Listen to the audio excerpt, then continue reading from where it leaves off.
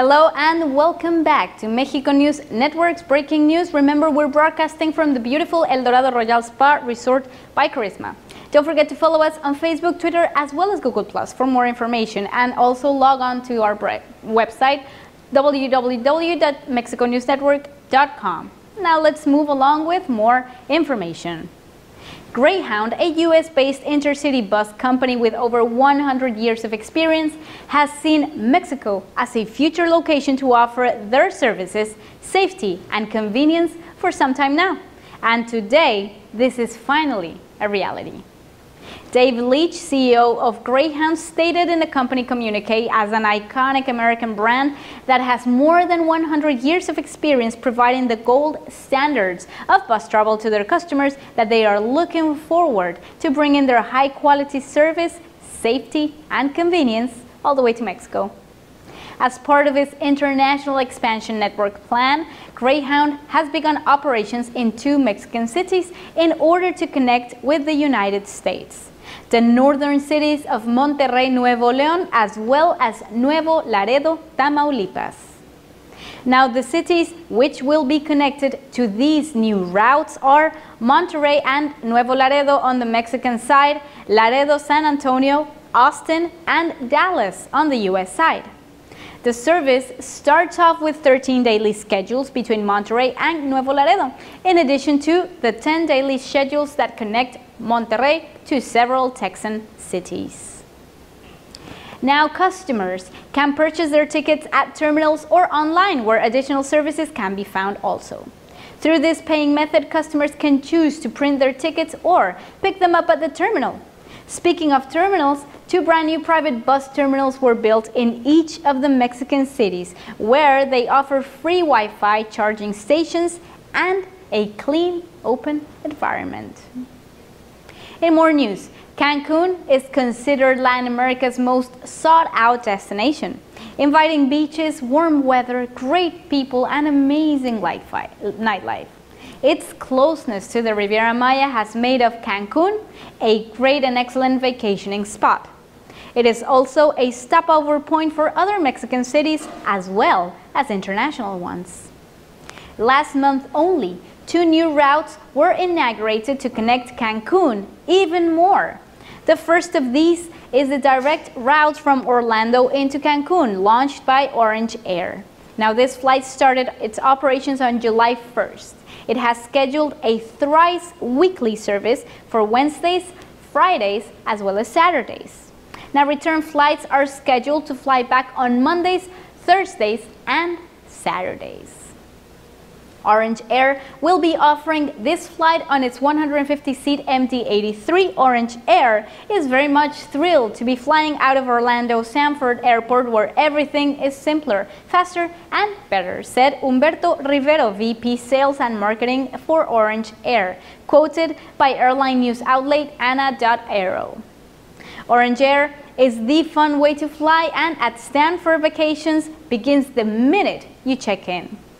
The very next flight is from Mexican budget carrier Volaris. This airline launched its first ever flight from San Juan, Puerto Rico from Cancun. This service is offered on a twice weekly frequency, and it is the only airline offering this route. The model for this route is the Airbus A320.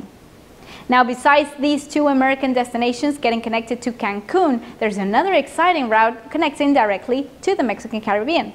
Starting on May 2016, Turkish Airlines will become the very first Middle Eastern carrier to land in Cancun.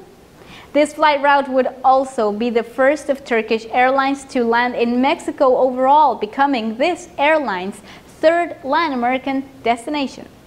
Later on this year, the airline will open routes to Colombia as a 2nd Latin American destination, following Buenos Aires in Argentina. In more news, and in order to improve heart surgeries, Mexico as well as Japan have signed an agreement to establish training center for Mexican cardiologists to learn minimally invasive surgery techniques. The hope is that this effort will translate into a safer procedure, a shorter recovery time for the patient, and less scarring as well as pain. Mexico and Japan have agreed to collaborate on the project of generalization of minimally invasive techniques with the establishment of a training and education center within the facilities of Ignacio Chavez National Institute for Cardiology in Mexico City. The center will be supplied with state-of-the-art equipment donated by the Japanese government, tools that will help train Mexican surgeons in minimally invasive techniques applied to therapies of angioplasty as well as coronary intervention. Now, starting next year, Japanese experts will begin teaching several activities, including technical and theoretical preparation, as well as practice on high-tech stimulation models and live models, such as animals and even some human beings. In a communique, the General Director of Quality of Health Education, a subdivision of Mexico's Ministry of Health, Sebastián García Saizo, stated that this binational effort will be a reference point in the heart surgery for the rest of Latin America.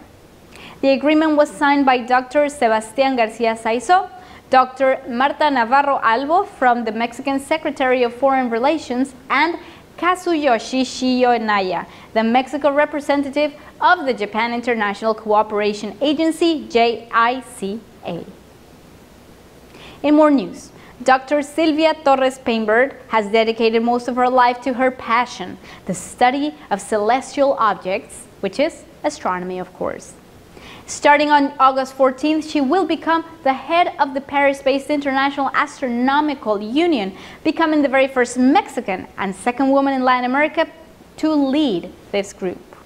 The honorary position lasts 3 years only and carries certain responsibilities, including the strengthening astronomy at every single level, in every single country, of course, while promoting women's participation in astronomy-related activities. Moreover, the organization of the International Congress, as well as approximately 9 themed symposia a year.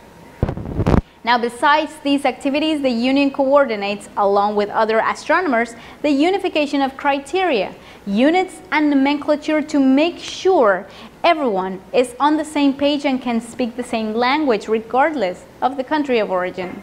Now, this group also engages in the selection and definition of terms such as planets and many other celestial bodies' names. Scientific research satisfies the curiosity of some, but it also develops knowledge and technology that becomes useful and sometimes necessary in people's practical aspects, she told Spanish daily El País in response to calls for increased funding for astronomical research. Dr. Torres Painberg, the first woman born in Mexico to obtain a PhD in astronomy, also emphasized the need to keep motivating young people into scientific studies. She also stated that in Mexico, astronomy is very serious and very good, even though we lack large instruments. Stay with us, we'll be right back with more information and news of Mexico and the world after these few messages. Audio Jungle.